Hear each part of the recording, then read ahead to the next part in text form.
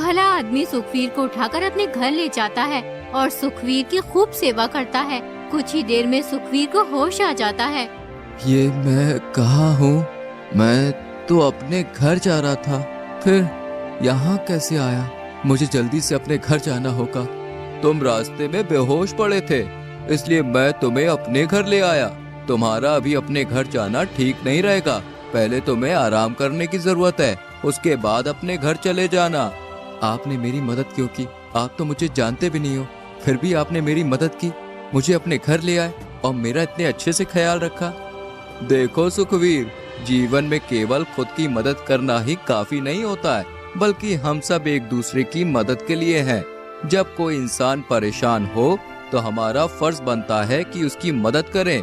हो सकता है कि तुमने अब तक लोगों के बुरे पहलू ही देखे हों, लेकिन मैं मानता हूँ कि अच्छाई भी इसी दुनिया का हिस्सा है। सच में? क्या आपको नहीं लगता कि लोग सिर्फ अपने फायदे के लिए ही जीते हैं, किसी और की परवाह नहीं करते, चाहे दूसरा जिए या मरे? हाँ, कुछ लोग ऐसे भी होते हैं, लेकिन हर कोई ऐसा नहीं होता है। कुछ लोगों के अंदर अच्छाई भी होती है। वैसे तुम बेहोश कैसे हो गए थे? तुम्हें देखकर ऐसा लगता है जैसे तुम्हारी हालत कुछ अच्छी नहीं है। मेरा बेटा बहुत बीमार है, मेरे पास एक पैसा भी नहीं है जिससे मैं उसका इलाज करवा सकूं। मैंने सभी से अपने बेटे के इलाज के लिए पैसे उधार मांगे, लेकिन किसी ने भी मेरी मदद नहीं की। मैं आखिरी उम्मीद लेकर मुखिया जी के पास गया था, लेकिन उन्होंने भी मुझे पैसे देने से इनकार कर दिया। मैं इसी सोच में डूबा हुआ था। अचानक मुझे चक्कर आ गए। उसके बाद मुझे कुछ भी याद नहीं। अब आँख खुली तो तुम मेरे सामने हो। तुम तो बड़ी मुसीबत में हो। अब तक तो तुम्हारे बेटे की हालत बहुत खराब हो गई होगी। तुम एक काम करो, जल्दी से अपने घर जाओ और अपने बेटे का इलाज करवाओ। वो भला आदमी सुखवीर को बहुत सारे पैसे देता है। इन पैसों से तुम अपने बेटे का इलाज करवाना और बचे हुए पैसों से कोई कारोबार कर लेना। जब कभी तुम्हारे पास पैसे हो तो मेरे लौटा देना। पर भाई, मैं तो तुम्हें जानता भी नहीं, लेकिन तुम मेरे लिए किसी भगवान से कम नहीं हो। मैंने देवी देवताओं का नाम सुना तो जरूर है, लेकिन कभी देखा नहीं था, और आज मैंने देख लिया। आपने एक अनजान आदमी की इतनी मदद की, इसका एहसान मैं जिंदगी भर नहीं भूल सकता हूँ। अरे भाई, मैंने ऐसा भी क्या कर दिया? ये कोई बड़ा काम नहीं है। अब तुम जल्दी जाओ और अपने बेटे को दिखाओ। सुखवीर जल्दी से अपने घर जाता है और अपने बेटे का इलाज करवाता है। कुछ ही दिनों में सुखवीर का बेटा ठीक हो जाता है। एक दिन सुनीता सुखवीर से कहती है, आपने मुझे बताया नहीं, आप पैसे कहाँ से लाए थे? सुनीता, ये पैसे मुझे एक आदमी ने दिए थे। मैं तो उसे जानता भी नहीं कि वो कौन था, लेकिन मेरे लिए किसी भगवान से कम नहीं था। मैंने उससे उसका नाम पूछा, लेकिन उसने मुझे नाम बताने से इनकार कर दिया। मैं उसे जंगल में बेहोशी की हालत में मिला था। उसने मुझसे कहा था कि कुछ पैसों से अपने बच्चे का इलाज करवा लेना और बचे हुए पैसों से कोई कारोबार कर लेना। तुम सही कहते हो, वो आदमी हमारे लिए किसी भगवान से कम नहीं है। सुनीता, अभी मेरे पास बहुत पैसे बचे हुए हैं। मैं सोच रहा हूँ कि इन पैसों से कोई काम शुरू कर लेता हूँ, लेकिन मेरे समझ में नहीं आ रहा कि मैं क्या काम शुरू करूँ। मैं तो कहती हूँ एक दुकान खोल लेते हैं, जिसमें हम गोभी के पराठे बेचा करेंगे। तुम तो जानते ही हो मैं कितने स्वादिष्ट गोभी के पराठे बनाती हूँ। तुम सही कहती हो सुनीता, गोभी के पराठे हर आदमी को पसंद है। मैं अभी बाजार से जाकर सामान ले आता हूँ। कल से हम गोभी के पराठे बेचना शुरू कर देंगे। सुखवीर बाजार जाकर पराठे बनाने का सामान ले आता है और फिर वो अगले ही दिन गोभी के पराठे बेचना शुरू कर देते हैं। अरे भैया सुखवीर, गोभी के पराठे बेचने शुरू कर दिए। खुशबू तो बहुत बढ़िया आ रही है। चलो एक पराठा खिलाओ, देखो तो सही पराठे कैसे बने हैं। हाँ हाँ, क्यों नहीं भाई, मैं तुम्हें अभी गोभी का पराठा देता हूँ। ये लो भैया, गोभी का पराठा जल्दी से खाकर तो बताओ कैसा बना है। तुम मेरे पहले ग्राहक हो।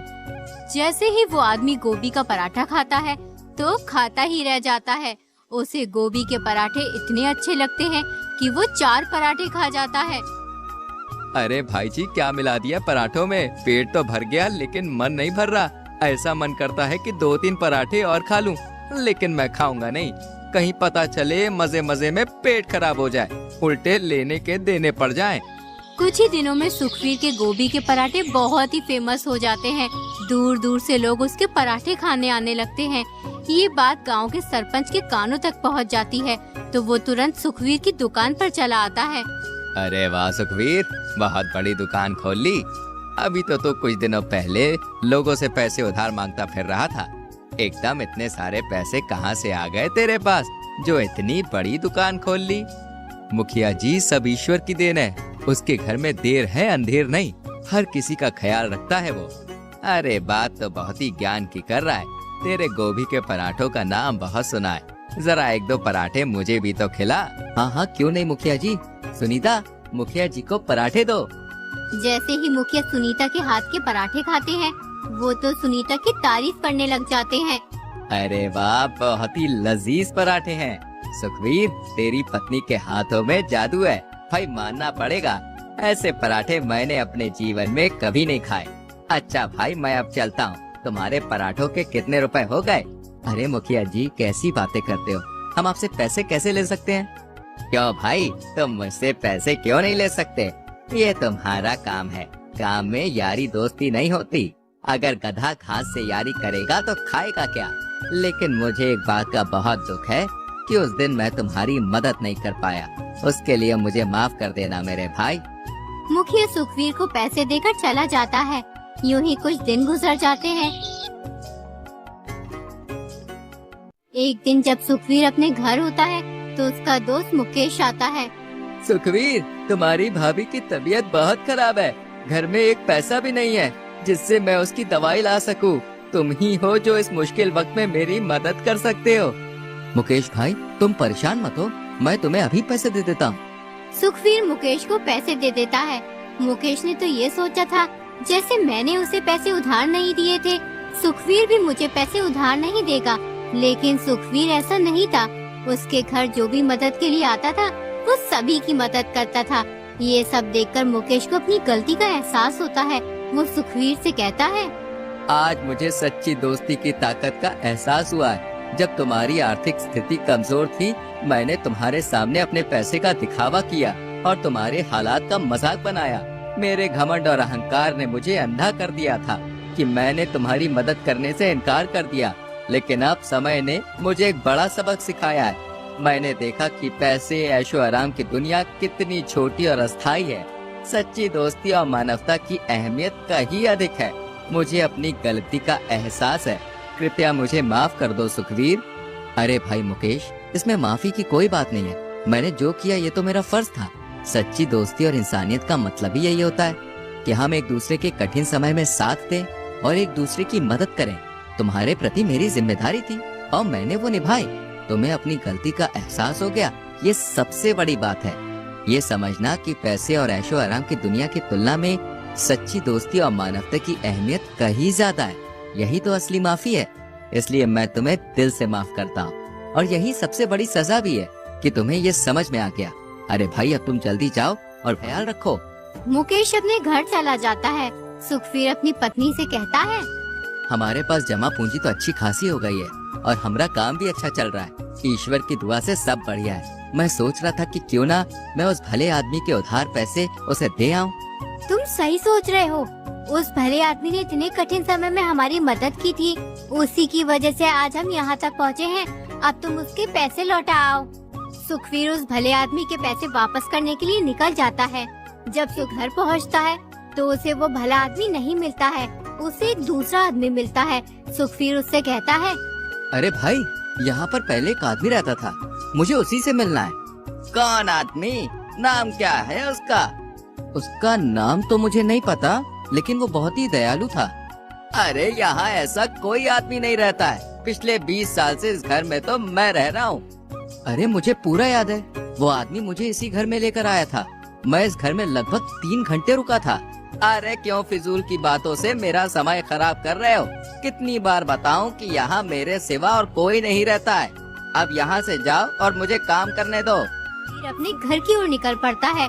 घर पहुंचकर वो अपनी पत्नी से कहता है, सुनीता, आज मुझे बहुत ही अजीब स्थिति का सामना करना पड़ा।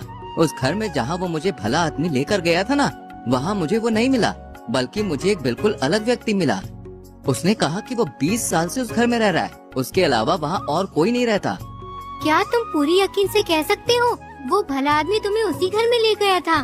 अरे हाँ, मुझे पूरी तरह से यकीन है। उस घर की पहचान मेरे दिमाग में गहरी बैठी हुई है। वो आदमी मुझे उसी घर में ले गया था और मैं वहाँ पर करीब 3 घंटे तक रुका था। लेकिन आज जब मैं उस घर में जाकर उस आदमी को खोजने लगा तो मुझे एक अलग ही व्यक्ति मिला। उसने बहुत ही जोर देकर कहा कि वो 20 साल से वहाँ पर रह रहा है और उसके अलावा वहाँ कोई नहीं रहता। मुझे लगता है कि ईश्वर ने हमारी मदद एक रहस्यमय तरीके से की है। तुम्हारी ईमानदारी और अच्छाई की वजह से ही हमें वो मदद मिली थी। उसके बाद सुखवीर जरूरतमंदों की खूब मदद करने लगता है। कुछ ही दिनों में वो एक बड़ा सा घर बना लेता है और फिर खुशी खुशी अपने परिवार के साथ रहने लगता है।